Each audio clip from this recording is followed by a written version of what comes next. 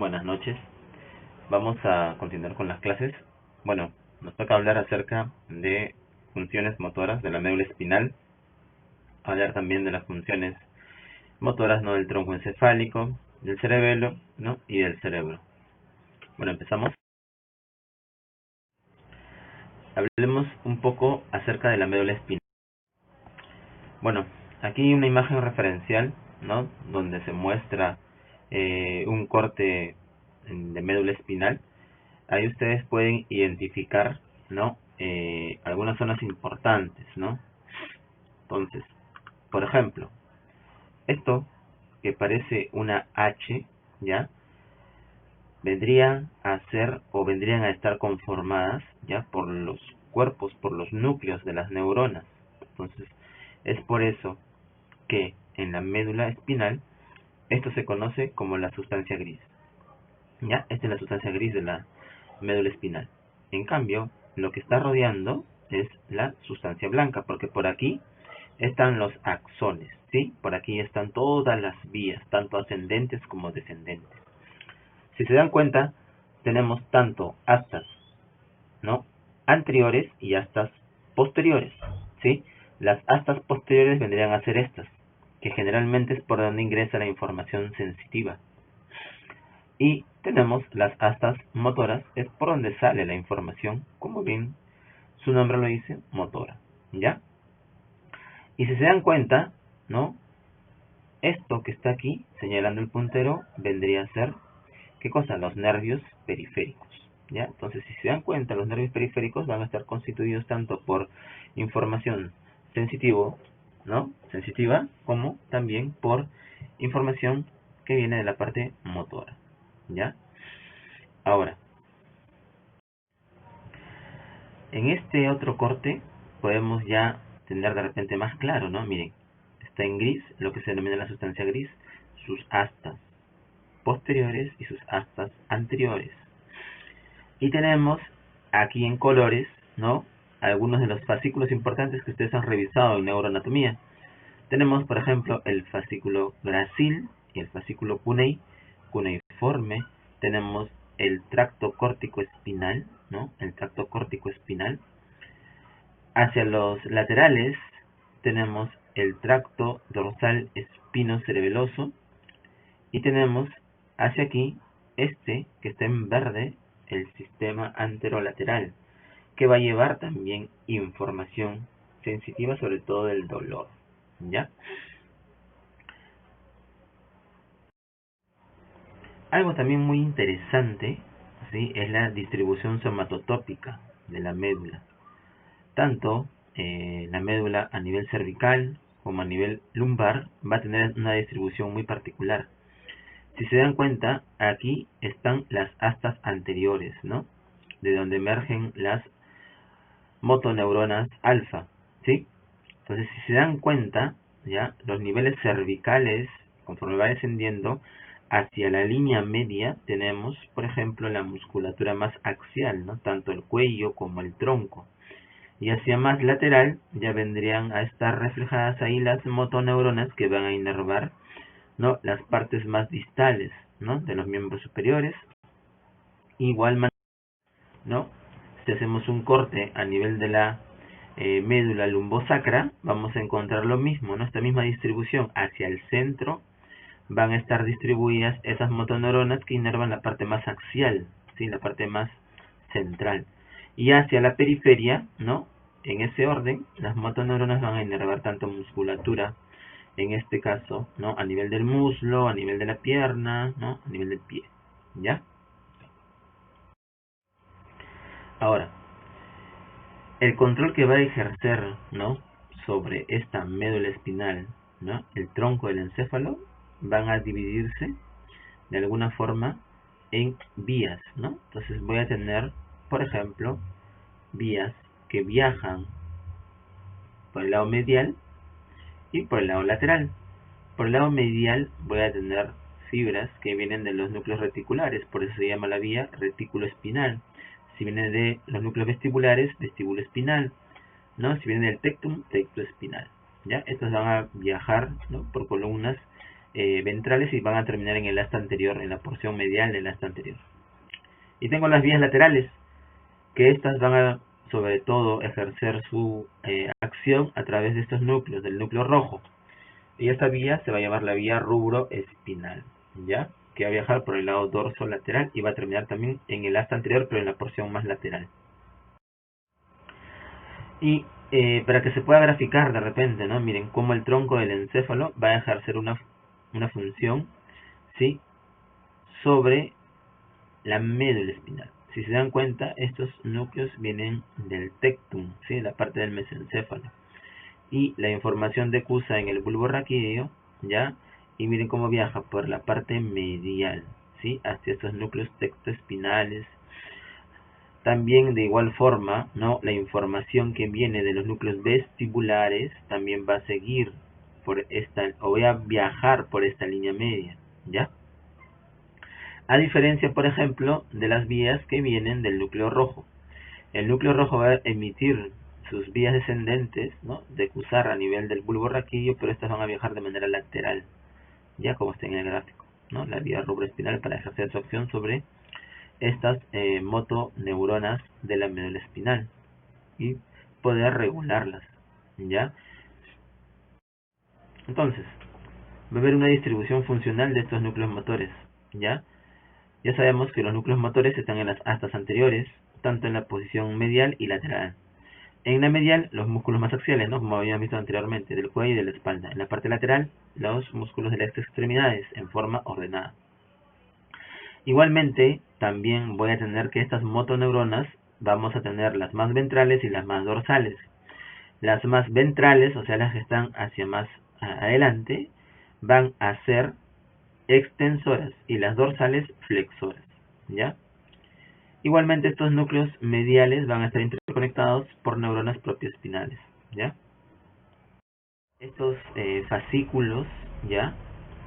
Van a tener un homúnculo. Que les quede de moraleja que todo en el sistema nervioso tiene un homúnculo. Entonces estos homúnculos, si se dan cuenta, miren, por ejemplo, cuando hablamos de la vía córtico-espinal, si se dan cuenta, miren, esto que está en rojo, la vía córtico-espinal, si se dan cuenta, va desde adentro hacia afuera, mira, cervical, torácico, lumbar y sacro. Igualmente también, ¿no? La vía córtico-espinal, pero la más anterior, ¿no? Igual, mira, cervical, torácico, lumbar y sacro. Y igualmente también, ya, a nivel de los fascículos gracílico uniforme, también podemos ver, miren, cómo esta información se va a subdividir, pero al revés, ¿no? Cervical, torácica, lumbar y sacro, ¿ya? Esos son los homúnculos. Entonces, ese es, en resumen, lo que ya hemos visto en las láminas, ¿ya? Cada uno de los tractos que van a llevar la información, tanto sensitiva como la información proprioceptiva, ¿no? Por los tractos espinocerebelosos, ¿ya? Las vías que llevan la información del dolor, ¿no? Tanto la espinotalámica como la... Ahí hemos hablado un poco acerca de la médula, ¿no? Cómo está regulada por vías que vienen del tronco del encéfalo, ¿sí? Y de estas también cómo van a estar distribuidas tanto sobre todo la parte motor y la parte sensitiva, que son las...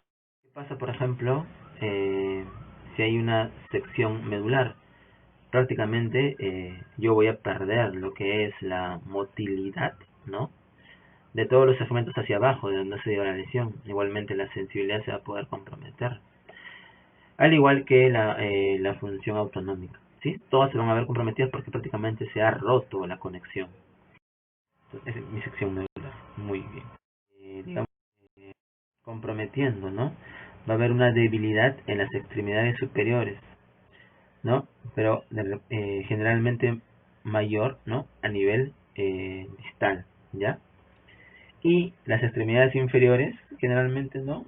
Van a ser poco afectadas en la mayoría de los casos, ¿ya? Entonces puede haber cierto grado de debilidad. Si te das cuenta, lo que prima en estos síndromes centromedulares va a ser esto, un nivel suspendido, ¿no? El paciente tiene un dolor, ¿no? Todo lo que está en azul le va a ocasionar una alteración en lo que es la sensibilidad del dolor, ¿no? Lo va a percibir de manera más dolorosa, una faja en el cual el paciente se va a quejar, ¿no? De mucho dolor. O, digamos, alteraciones, ¿no? Puede ser una zona hiperalgésica en algunos casos. Realmente va a ocurrir el déficit de vitamina B12, ¿ya? Generalmente este tipo de afectación se ha asociado al déficit de la vitamina B12. ¿Y qué voy a tener? ¿No? Si se dan cuenta, si se ha afectado los ácidos gracilis y cuneiformes, voy a ver alterada ¿qué cosa? La sensibilidad profunda, ¿no? Va a estar comprometida. En cambio, la superficial va a estar normal.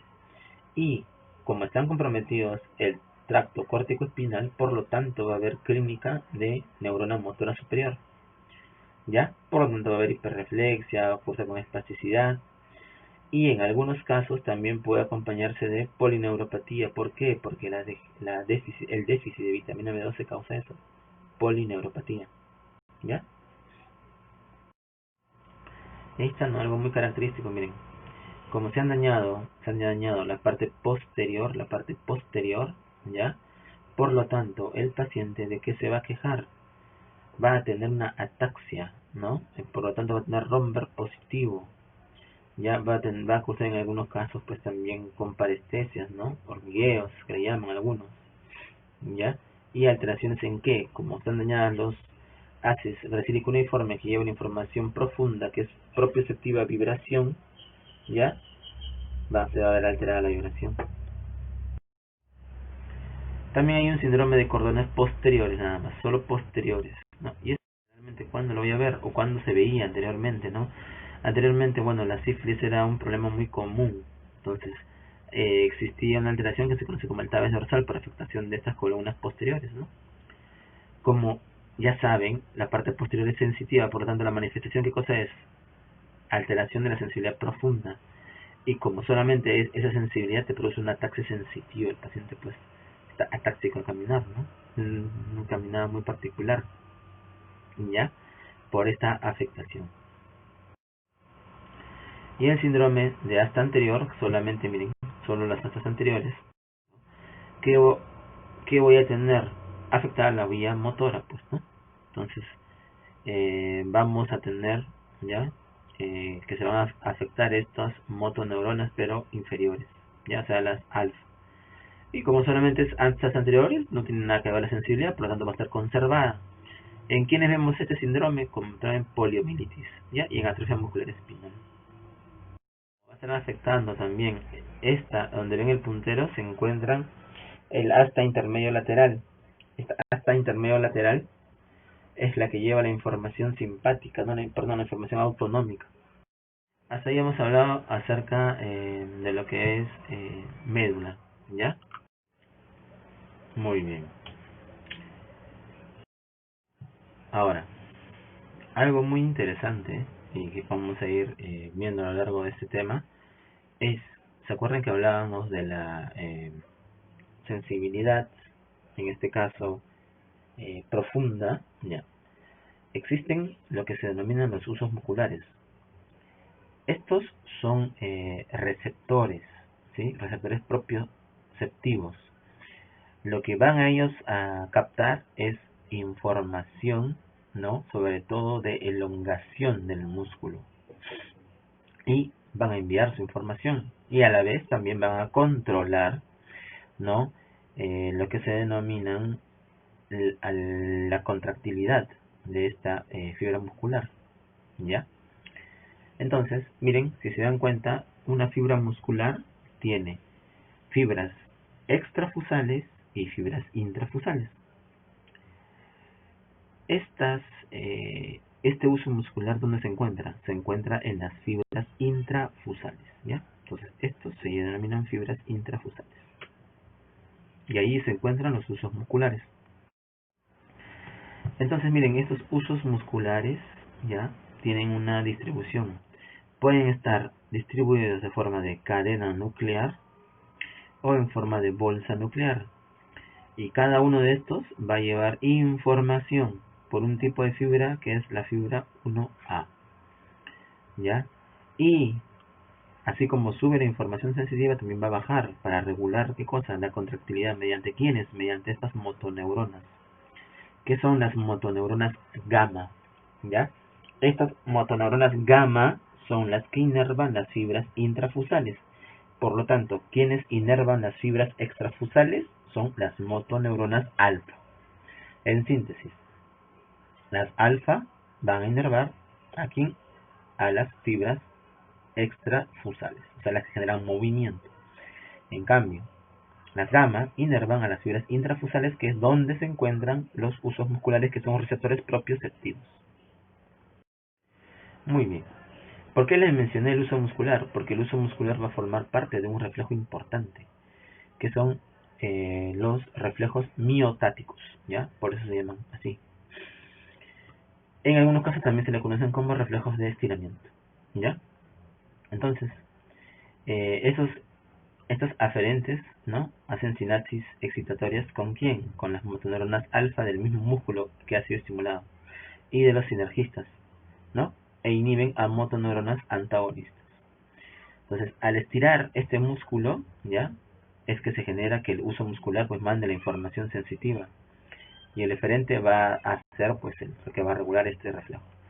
¿Cómo a entender? No, bien fácil. Miren acá el gráfico. Este es el martillo con el cual se evalúan los reflejos miotáticos. Lo que se hace es percutir, ¿qué cosa? El tendón. Por ejemplo, este es el reflejo bicipital porque este es el bíceps. Y aquí yo estoy percutiendo el tendón. Al yo percutir el tendón, ¿qué es lo que hago en este músculo? Lo estiro porque al momento que percuto jala y se estira el uso muscular. El uso muscular se despolariza, manda su información sensitiva por las fibras tipo 1A, aferentes 1A. Y si se dan cuenta, miren, la información llega aquí y ¡fuan! Se abre en 3 ramas. ¿Por qué?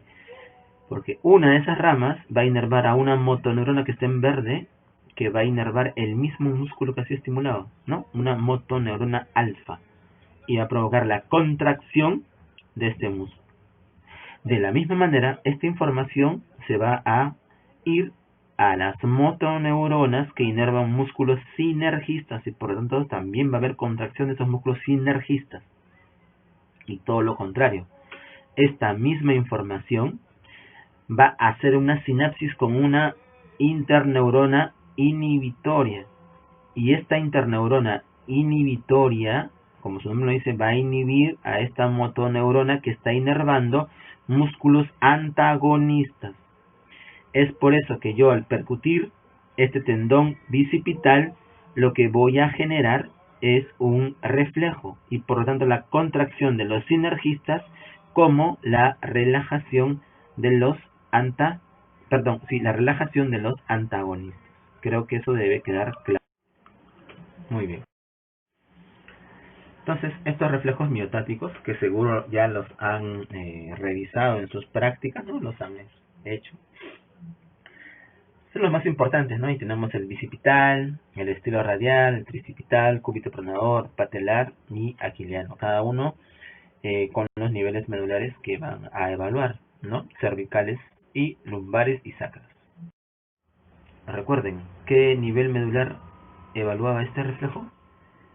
C5, ¿no? El reflejo bicipital es 5.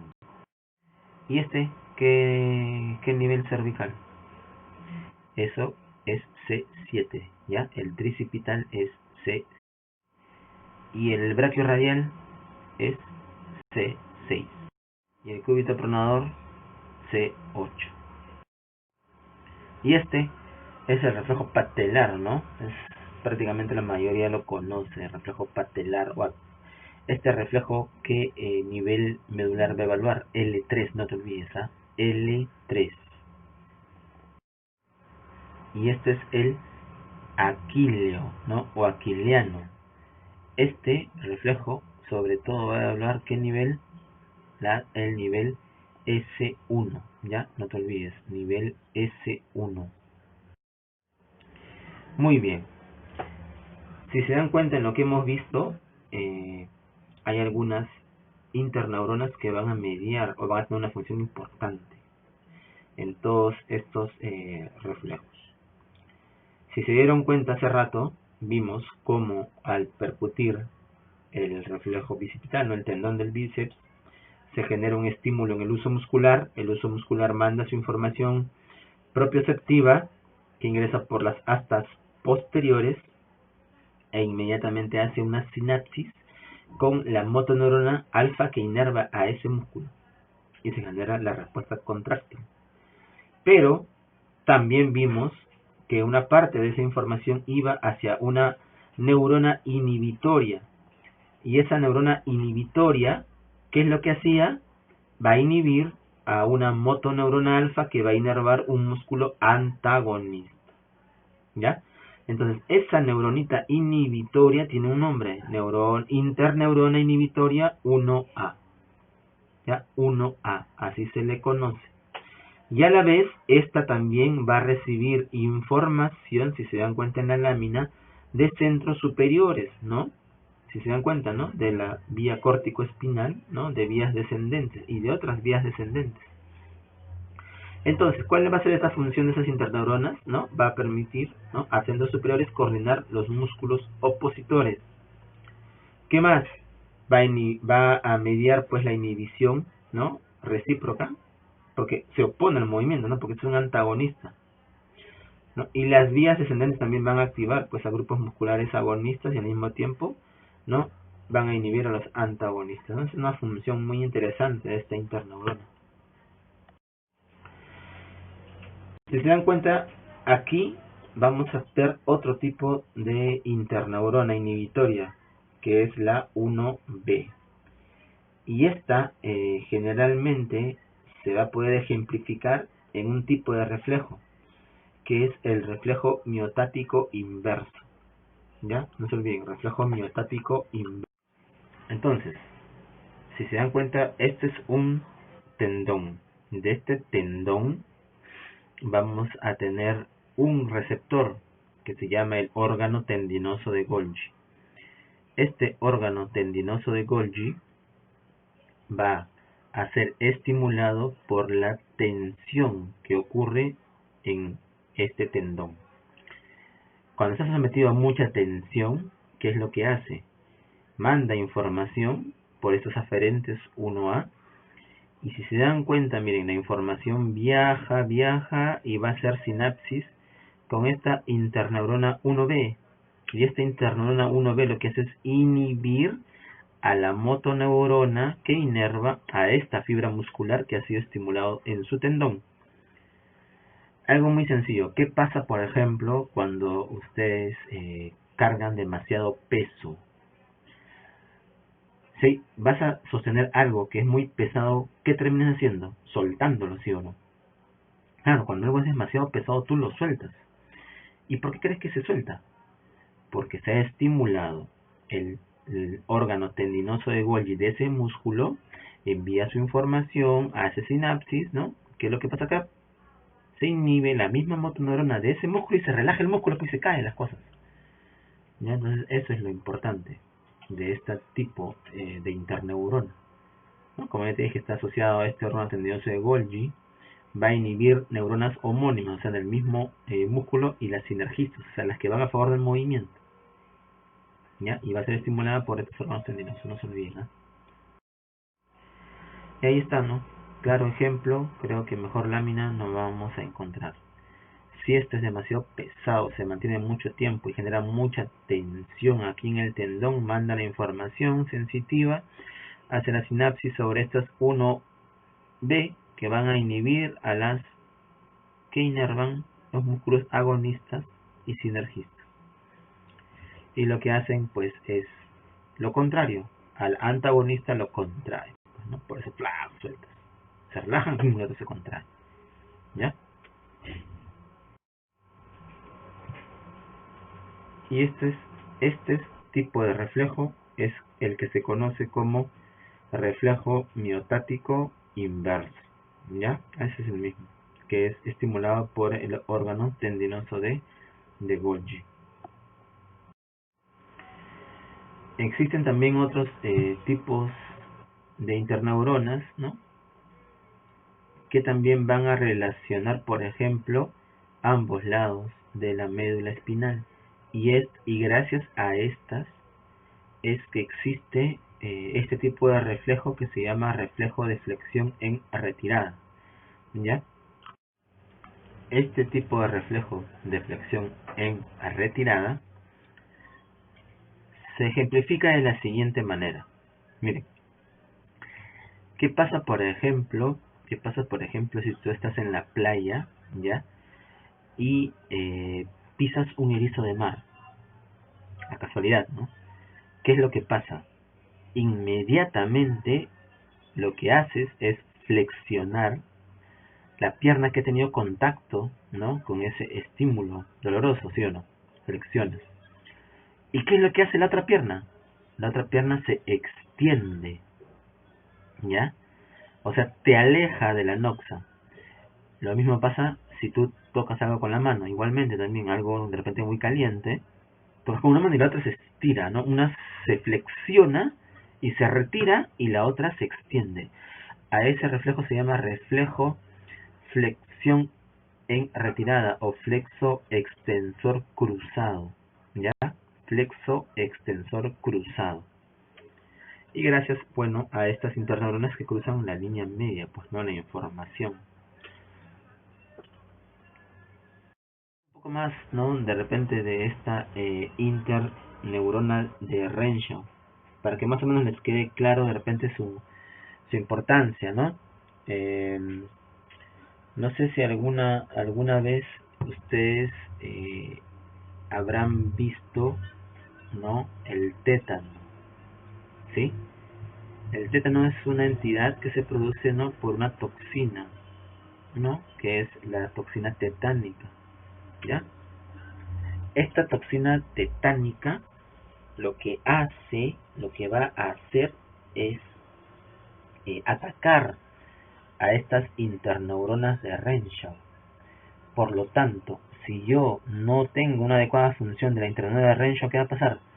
Por ejemplo, un estímulo, cualquier estímulo que entre a la médula, va a causar demasiada excitación de las motoneuronas. Es por eso que los pacientes que sufren, ¿no?, el tétano producen un tipo de postura muy particular que se llama el opistótonos, ¿no?, que es una contracción prácticamente de toda la musculatura axial. El paciente queda solamente apoyado en el occipucio y en los talones, ¿no?, por ese opistótonos. Y antiguamente, pues, el único tratamiento era aislar al paciente, ¿no? Se le metió en un cuarto oscuro. ¿Por qué? Para que no reciba ningún tipo de información sensitivo sensorial. Pero recuerda que cualquier estímulo ocasiona demasiada respuesta por parte de las motoneuronas, ¿ya? Bueno, y algunos reflejos, sobre todo en animales, ¿no?, que son los reflejos de rascado, y también en nosotros, ¿sí?, que son movimientos rítmicos, ¿sí? Generalmente van a existir, ¿no?, por señales aferentes, ¿ya?, que van a generar cierto patrón rítmico a nivel medular. Y también los patrones locomotores, ¿no?, ¿sí?, que también son rítmicos y son activados inicialmente, pues, voluntariamente, ¿no?, y de ahí sigue la marcha, ¿no? Es por eso que tú no te preocupas por cómo caminas, ¿no? Tú caminas nada más, ¿sí? Es un reflejo, ¿no?, muy particular el de la marcha, pero que está regulado, pues, siempre por tanto vías superiores, ¿no?, tronco encefálico, corteza.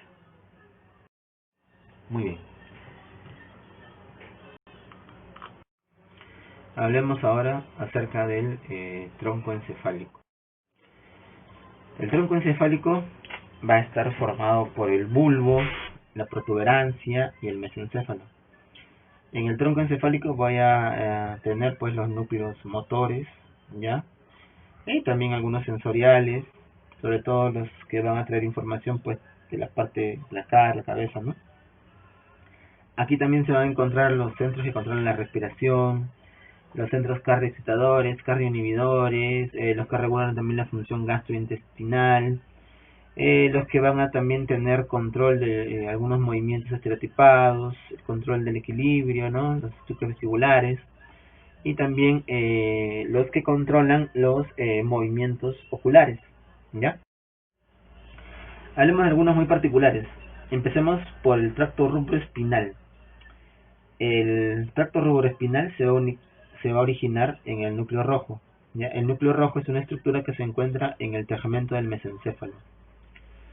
Los axones van a decusar, ¿no?, hacia el lado opuesto y generalmente van a viajar junto a ¿quién? Junto a la vía corticoespinal, ¿sí? El tracto o la vía rubroespinal siempre está al lado de la vía corticoespinal. Los inputs que van a tener estos núcleos rojos generalmente vienen de la corteza frontal y del cerebelo, o sea, la información que entra hacia los núcleos rojos viene de la corteza frontal, ¿ya?, que es motora, y del cerebelo. Y generalmente estos siempre van a, sus axones van a llegar hacia la médula cervical. La lesión está por debajo de estos núcleos. El tracto retículo espinal, ¿ya? Esos van a nacer de estos núcleos reticulares que se encuentran en la línea media del tronco encefálico, ¿ya? Van a discurrir a lo largo del tronco cerebral, ¿no? Va a bajar por el acueducto y el cuarto ventrículo. Ahora, estos núcleos reticulares reciben inputs y van a cumplir también muchas funciones, ¿ya? Algunos núcleos importantes tenemos los núcleos reticulares pontinos y bulbares. Estos están muy bien relacionados con lo que es el sostén del cuerpo contra la gravedad. Se van a inervar los músculos antigravitacionales, ¿ya? Y actúan de forma antagónica. Por ejemplo, el núcleo retículo espinal pontino, ¿ya?, facilita ¿qué cosa? Los reflejos antigravitatorios. Y en cambio, el retículo espinal bulbar tiene el efecto contrario, ¿ya? ¿Y quién controla a estos? La corteza. Y aquí están, pues, ¿no? Tenemos la protuberancia y tengo los núcleos reticulares, ¿ya? Pontinos y los bulbares, ¿no? Los pontinos y los bulbares. Los pontinos están más hacia el medio y los bulbares están hacia más laterales, ¿no? Hacia más laterales, ¿ya? Ahora, estos fascículos, ¿ya? Ya saben que también van a estar relacionados con lo que es la vía corticoespinal, ¿ya? Y sobre todo, ¿no?, los que provienen del puente, ¿no?, el retículo espinal pontino, ¿ya? Estos van a facilitar la acción de los extensores. Y el bulbar, ¿no?, el retículo espinal bulbar facilita la acción de los flexores, ¿ya? No te olvides, ¿eh?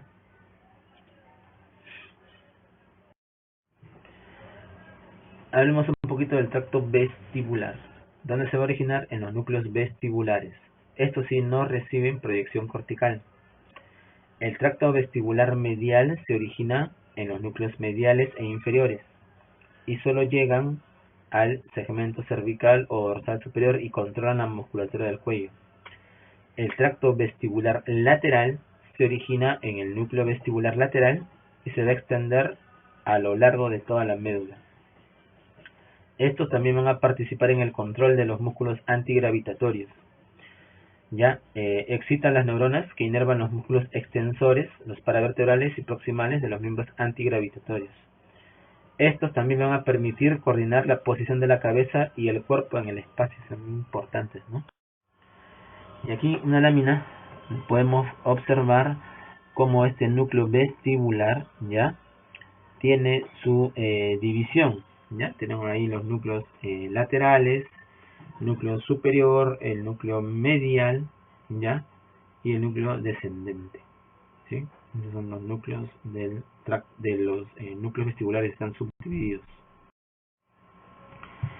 Y este tracto vestibular, ¿ya? Este tracto vestibular tengo lateral y tengo el medial, ¿no? Ambos también pues muy relacionados con lo que son las astas anteriores. Entonces, ¿qué es lo que hace el vestíbulo espinal, que es el más voluminoso, el lateral? Está en relación a la actividad postural asociada al equilibrio. Mantiene la postura erguida, facilita a los extensores e inhibe a los flexores y es homolateral. En cambio, el vestíbulo espinal medial es el que controla ¿qué cosa? La posición de la cabeza. Facilita ¿qué cosa? La actividad de los flexores e inhibe a los extensores. Algo también muy importante es que se une al fascículo longitudinal medial, ipsi y contra, bien, del mismo lado y contra, ¿ya? Ahora, este efecto espinal, miren, ahí está, va a controlar movimientos de la cabeza, también del miembro superior en relación con reflejos posturales de huida ante un estímulo visual. Ya es contralateral porque sí se ha decusado, ¿ya? Y generalmente pues son los segmentos cervicales los que van a estar regulados, ¿no? Por estos núcleos. Y bueno, el control de movimientos estereotipados inconscientes, ¿ya? Estos núcleos, ¿no? Tectoespinales van a intervenir en el control de movimientos estereotipados inconscientes. Por eso que se ha visto que niños anencefálicos que logran vivir varios meses pueden todavía succionar, bueno. Pueden expulsar por la boca alimentos, movimientos de las manos, bostezar por ahí, llorar. No hay una localización precisa, ¿no? Pero movimientos de flexión hacia adelante pueden tener, también giro del cuerpo, porque esos núcleos mesencefálicos los producen, ¿no? Igualmente movimientos de rotación de la cabeza, ¿no? De los ojos mismos, por estos núcleos que se encuentran a nivel mesencefálico. Muy bien. Sigamos hablando ahora acerca del cerebelo. El cerebelo va a ser una estructura muy importante, ¿no? Para lo que es el control de la función motora, ¿ya? Ahora, el cerebelo va a tener una característica también muy interesante, ¿no? En su interior va a contener algunos núcleos que vale la pena recordar, ¿no? De atrás hacia adelante tenemos aquí al núcleo dentado, ¿ya? Tenemos al núcleo emboliforme y núcleo globoso que forman parte del interpósito, y tenemos al núcleo fastigio, ¿ya? Esos son hacia el interior y la medial de lo que es la conformación del cerebelo, ¿ya? Y si nosotros damos un corte sagital a nivel central del cerebelo, voy a poder observar esto que de repente muchos se acordarán, el árbol de la vida, ¿no? El árbol de la vida. Ya, el árbol de la vida va a ser subdividido, pues, ¿no? En varios lóbulos también, ¿ya? Y por ejemplo, aquí tengo la língula, ¿ya? Tengo la língula, por ejemplo, tengo el culmen, tengo el declive, el folio en el tuber, ¿no? Piramidal, la úvula, ¿ya? Y vamos a ver también que dentro de esta van a haber algunas regiones que van a estar relacionadas con lo que es pues la parte motora, ¿no? ¿Ya? Y también va a colaborar con esta. Aquí tenemos, por ejemplo, el cerebro cerebelo, el vestíbulo cerebelo, ya que es sobre todo se va a regir a través del control del nodo flóculo nodular, ¿ya? El espino cerebeloso, que es el vermis, ya no se olviden, los hemisferios es cerebro, cerebelo, ¿ya? El vestíbulo cerebelo es flóculo nodular y espino cerebelo es todo lo que es el vermis. Entonces, el cerebelo va a cumplir las siguientes funciones. Va a ser vital, ¿no? Para las actividades musculares rápidas. Por ejemplo, correr, escribir a máquina, tocar piano, conversar. Va a recibir constantemente información actualizada acerca de secuencias deseadas de contracciones musculares. El cerebelo se encarga de contrastar los movimientos reales descritos por la información sensitiva periférica con los movimientos pretendidos. Entonces, ven esa importancia, ¿no? O sea, yo tengo un patrón de movimiento, ¿no? Que me da, mediante la información sensitiva, llega a córtex, y pues, de alguna forma también manda la diferencia, ¿no? En relación al cerebelo, ¿no? Para formar, ¿qué cosa? Un ya movimiento pretendido, en el que se quiere ejercer. Es por eso que se dice que el cerebelo planifica por anticipado el siguiente movimiento. ¿Ya? Eso es interesante. La relación corteza cerebral y cerebelo, pues el cerebelo constituye el 10% del volumen del encéfalo. Sin embargo, contiene más del 50% de las neuronas, ¿no? Están ahí. Axones de las áreas motoras, por ejemplo, área 4 y 6, áreas somatosensitivas de la circunvolución postcentral y de áreas parietales posteriores, se proyectan hacia el cerebelo a través del puente, ¿no?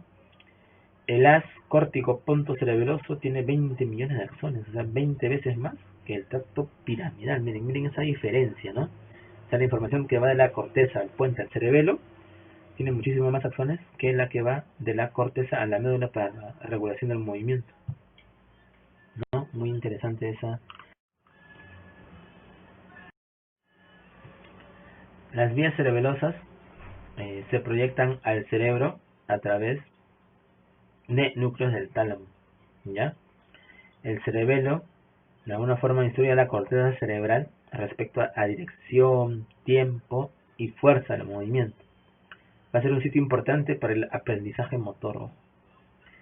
El vermis del cerebelo, ¿no?, envía sus axones a las estructuras del tronco cerebral relacionadas con el sistema ventromedial que controla la musculatura axial. O sea, todo el axis va a ser controlado por este vermis. Y aquí, por ejemplo, ¿no?, miren, el córtex, la corteza cerebral va a enviar su información, los inputs que llegan al cerebro, ¿no? Llega de la corteza mediante esta vía que se conoce como cerebro cerebeloso, llega al núcleo del puente y llegan a los núcleos dentados. El espino cerebeloso recibe información ¿de quién? De la vía somatosensitiva, de la vía somatosensorial, ¿ya? Todas estas viajan por estas vías, ¿ya?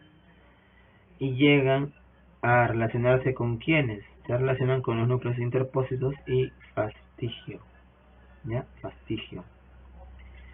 El vestíbulo cerebelo, que es el nódulo flóculo-nodular, va a recibir información de también receptores somatosensoriales, sobre todo de quién, de los que vienen del caracol, ¿no?, y del ojo. Y estos, sí, se van a agrupar, ¿no?, mediante esta vía vestíbulo cerebelar, ¿ya? Y va de esa forma a tener esos inputs.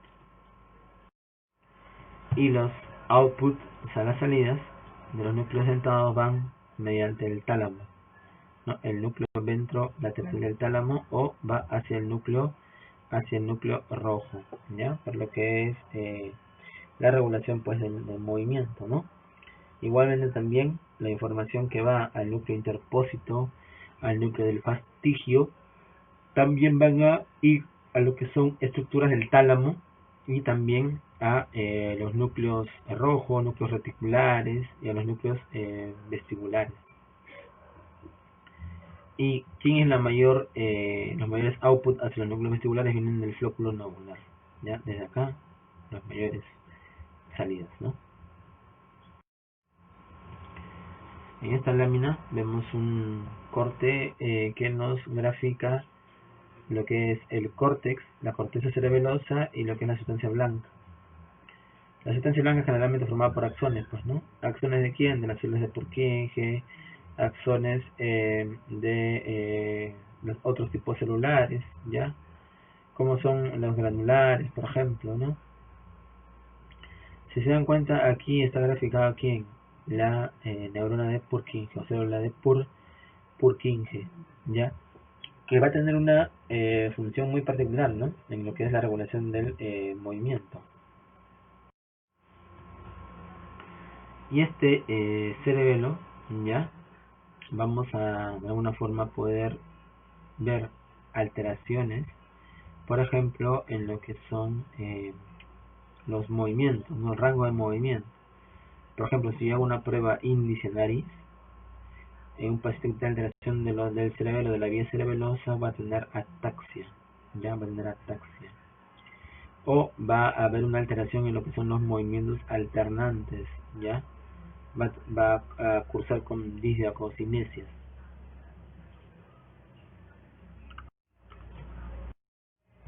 Muy bien, hasta ahí hemos hablado del cerebelo. Ahora vamos a hablar ya en sí de los sistemas motores propios, ya pues no regulados por la corteza.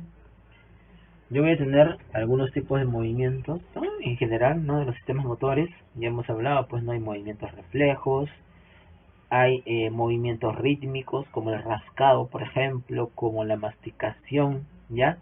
Y hay movimientos voluntarios, ¿ya? Lo que vamos a ir tocando ahora son los movimientos voluntarios, que tienen algunas características importantes, ¿no?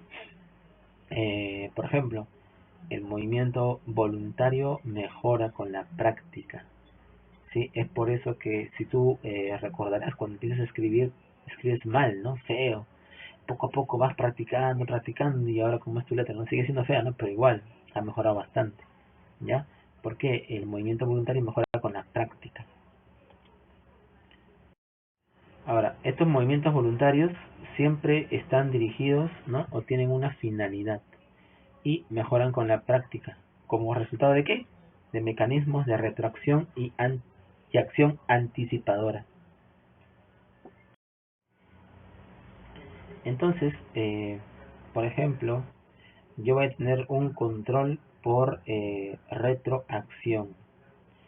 ¿A qué se denomina esto, no? Por ejemplo, si yo te lanzo pelota, una pelota de, digamos, muy pesada, ¿ya? Esta información, ¿no? Va a ser sensada, pues, ¿por quién? Por el uso muscular, que va a mandar esa información, ¿ya? Hacia la médula. Esta, de alguna forma, va a amplificarse y lo que voy a tener es una mayor contracción, pues, ¿no? Entonces, la siguiente vez que yo reciba esa misma pelota, yo voy a poder tener la fuerza suficiente como para poder detenerla, ¿sí?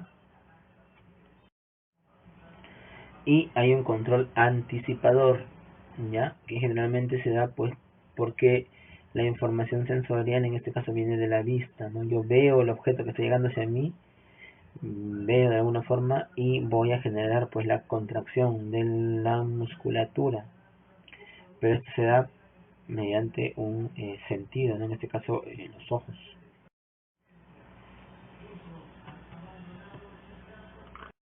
Algo muy importante en lo que es el movimiento es la equivalencia motora. ¿Qué quiere decir? Que el cerebro ya tiene un patrón. Como tú ya sabes escribir, ya se forma un patrón de movimiento para lo que es la escritura. Entonces, con tu mano dominante tú vas a escribir, como dice aquí en el ejemplo. Pero si yo, por ejemplo, te inmovilizo la muñeca, ¿ya? Y tú igualito vas a escribir. Pero mira, ya porque hay restricción de un movimiento importante en la muñeca, miren cómo va cambiando la letra. Pero es lo mismo al final. Si yo te hago escribir con la izquierda, como prácticamente nunca has escrito con esa mano, lo vas a hacer lento, pero lo vas a tratar de hacer. Igualmente, yo te pongo un lápiz y te digo, muerde el lápiz con los dientes y escribe. Como existe ya este patrón de movimiento, se hace una equivalencia motora nada más. Y lo mismo pasa si te lo pongo en los pies. Te pongo el lápiz entre los dos dedos y tú escribes y te va a salir, ¿no? Por esa equivalencia motora.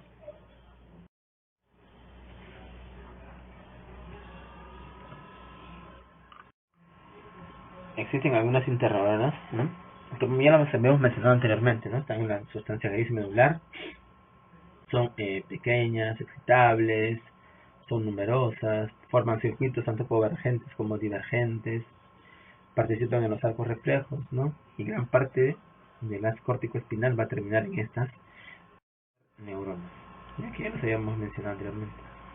Entonces, hablemos del control superior de la función. Entonces, voy a tener un nivel de control, ¿ya? A nivel pues, de la corteza, del tronco y de la médula, ¿no? Ya hemos revisado médula, ya hemos revisado tronco. Ahora falta ver la corteza. Las áreas motoras de la corteza van a controlar o controlan, ¿no?, la médula espinal de manera directa e indirectamente. Existen muchas vías que ya hemos visto que vienen del tronco cerebral, ¿ya? Y igualmente también se va a ir recibiendo, ¿no?, información sensitiva. Y esta información propioceptiva, información va a pasar a la médula y a la médula del cerebelo. Y ese cerebelo va a mandar su información al tronco, y si la manda hacia arriba, tiene que pasar siempre por el tálamo, ¿no? Igualmente también existen los ángulos basales que van a también regular lo que es el movimiento, todo a través del tálamo, ¿ya? Cuando hablamos del control voluntario, no debemos dejar de mencionar dónde se encuentran, ¿no?, las áreas funcionales motoras. En este caso, para ubicarnos anatómicamente, sigan el puntero. Este vendría a ser la cisura de Rolando, ¿no?, o cisura central. Hacia adelante de la cisura central yo tengo ya la circunvolución precentral, y hacia atrás la circunvolución postcentral. Aquí en la parte anterior yo tengo lo que es el homúnculo motor. Aquí está mi homúnculo motor.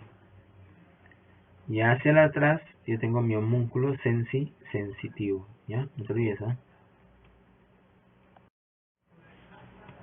Entonces, ¿cuál es la función de la corteza motora primaria? Las neuronas córtico-espinales van a controlar grupos pequeños de músculos. Estas neuronas córtico-espinales codifican ¿qué cosa? La cantidad de fuerza a ser ejecutada. Algunas de estas neuronas también controlan la velocidad a la que se va incrementando la fuerza. Estas neuronas córtico-espinales controlan también la dirección del movimiento. Y estas van a recibir la información propioceptiva. Aquí ustedes ven, ¿no?, la representación cortical de lo que es el homúnculo motor, ¿ya? Si se dan cuenta, miren dónde empieza todo, ¿no? Aquí está la lengua, está la cara, luego viene en las manos, que tiene una gran proporción, la espalda y el pie, que casi no tiene nada, ¿no? Menos. Habíamos mencionado, prepara el sistema motor para el movimiento. Esa es su principal función. También va a actuar con una respuesta voluntaria, ¿no? Esta corteza premotora, con los ganglios basales, el tálamo y la corteza primaria, van a constituir un sistema muy intrincado, ¿no?, que se va a encargar del control de los patrones complejos de actividad muscular coordinada. Es todo un control muy, digamos, desde demasiados niveles, ¿no? Se está controlando la actividad voluntaria. Algunas lesiones, por ejemplo, si se daña la corteza motora primaria, voy a tener en un primer momento, en el momento agudo, una parálisis flácida. Pero luego se va a ir instalando una parálisis espástica. Esto quiero que no se olvide. Al inicio siempre es una parálisis flácida, pero conforme pasan los días, conforme va avanzando, ¿no?, se hace espástica. A diferencia, por ejemplo, si se daña la corteza premotora. Si se daña la corteza premotora, va a haber una alteración, ¿no?, en la capacidad para ejecutar una estrategia apropiada para el movimiento. Y a eso se le conoce, ¿no?, esta incapacidad de ejecución de una estrategia apropiada se le conoce como apraxia. ¿Ya? Apraxia entonces sería la pérdida de la capacidad de ejecución, ¿ya? La corteza motora suplementaria, a diferencia, ¿no?, en ella se van a programar secuencias motoras complejas, como orientar el cuerpo, abrir y cerrar las manos, abrir los brazos, ¿no?, es bilateral. Y eso ya lo habíamos recalcado, ¿no? Los movimientos generalmente son bilaterales, ¿no?, y tienen mayor influencia proximal o bilateral compleja. que en movimiento también se van a estimular las neuronas que vienen ¿desde dónde? Desde la vía somatosensitiva, ¿ya? Entonces también se estimula esa, ¿ya? Entonces también forman parte de la vía piramidal. Entonces el haz corticoespinal o vía piramidal voy a tener dos tipos: una vía corticoespinal cruzada y una vía corticoespinal directa. Ya, generalmente la cruzada es la que se conoce como vía corticoespinal lateral y la directa es la que se conoce como fascículo corticoespinal ventral. ¿Ya? Si observan en el gráfico, la mayoría de los haces cruzan la línea media. ¿Ya? O sea, por eso que el mayor grueso de la vía corticoespinal va de manera lateral, pues, ¿no? En cambio, los que siguen el mismo eje, ¿no? Ellos forman lo que es la vía corticoespinal ventral, ¿ya? Que es muchísimo más pequeña, porque no hay tanta fibra muscular que controlar, ¿ya? Y otras vías, pues, como la vía cortico rubroespinal, ¿no? Que en este caso va a venir de la corteza, ¿no? Hacia la porción magnocelular del núcleo rojo, que posee una representación somatotópica también, ¿ya? Y la vía cortico rubroespinal actúa como un camino accesorio para la transmisión de las señales desde la corteza motora. Otras estructuras muy interesantes que también van a regular lo que son el movimiento son los núcleos basales o ganglios de la base. ¿Quiénes lo conforman? Y aquí los vamos a ir señalando, ¿no? Por ejemplo, tengo esto que se denomina el núcleo lenticular. Hacia adentro tengo el globo pálido y hacia afuera tengo al putáneo. Hacia aquí, hacia medial, tengo al subtálamo y a la sustancia nigra, ¿ya? Tengo al núcleo caudado, ¿ya? Tengo al núcleo caudado. Estos 5 núcleos, ¿ya? Van a estar interconectados. Su mayor entrada viene del núcleo caudado y del putamen, son las vías de ingreso. La salida mayor es a través del globo pálido interno y la sustancia negra reticulada, ¿ya? Esa es la mayor salida. Por esas complejas interconexiones, ¿ya? Vamos a ver también que se forman algunos circuitos, ¿no? Tanto circuitos excitadores como circuitos inhibidores. Entonces vamos a ver que estos ganglios basales, ¿no? Reciben la mayoría de sus aferencias desde la misma corteza, o sea, la corteza le manda la información y todo esto lo devuelven, ¿no? A esta, prácticamente a través del tálamo. ¿De qué se van a encargar estos ganglios basales? De controlar, facilitar o inhibir los patrones complejos de la actividad motora, ¿ya? De los patrones complejos de la actividad motora. Los ganglios basales tienen un funcionamiento vinculado al sistema corticoespinal, de todas maneras. Estos ganglios de la base, bueno, son los que nos permiten a nosotros cortar un papel con tijeras, fijar un clavo a martillazos, dar un pase gol, hacer una canasta, la vocalización. Existe cierta destreza, ¿ya?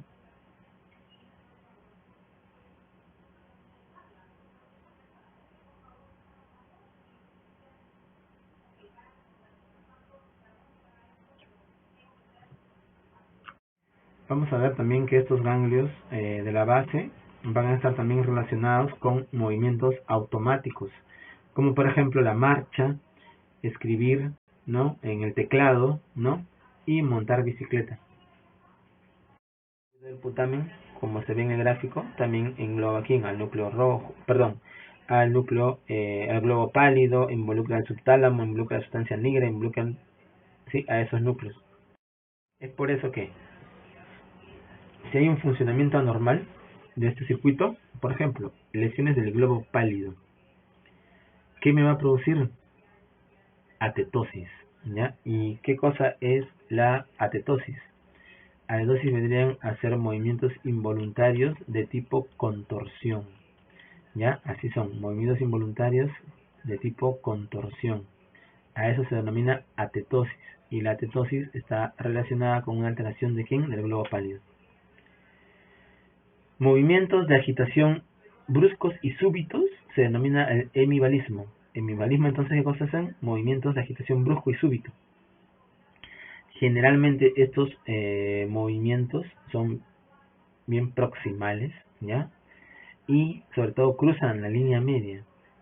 Y estos se producen generalmente cuando hay lesiones que involucran al subtálamo, ¿ya? Sí, cuando se compromete este subtálamo, ahí se denomina el hemibalismo. Existen también lesiones que pueden comprometer al mismo putamen. ¿Y qué va a originar? La corea, ¿sí? Que son unos movimientos, ¿no?, reptilianos de tipo lanzamiento, que son más distales, ¿ya? Y que son propios de algunas entidades muy particulares, como por ejemplo la corea de Huntington, ¿no? Antiguamente veíamos que la habían denominado el mal del baile de San Vito, ¿no? Mal del baile de Santo Vito. ¿No? Como está en la figura, ¿no? Parece como si estuviera bailando la persona, ¿no? Pero en realidad son movimientos de tipo coreiforme. Y por ejemplo, si hay lesiones que afectan la sustancia nigra, ¿no? Como en la enfermedad de Parkinson, yo voy a tener a un paciente que es lo que tiene es rigidez, asinesia y temblores, ¿no? Eso se produce por alteración en lo que es la sustancia nigra, ¿no? La rigidez se valora como el signo de la rueda dentada, ¿no? Signo de la rueda dentada. La asinesia es la incapacidad para poder iniciar movimiento.